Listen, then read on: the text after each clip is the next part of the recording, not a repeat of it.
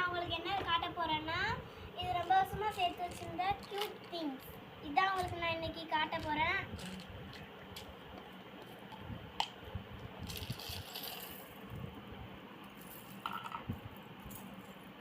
Violin குட்டி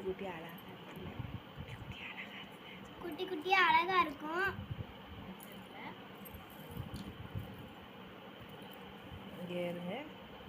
செருப்பு, shoe,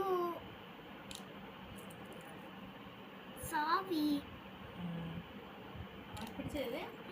எனக்கு இதில் பிடிச்சது சிங்கத்தோடைய பல்லு. எனக்கு இதில் பிடிச்சது வந்து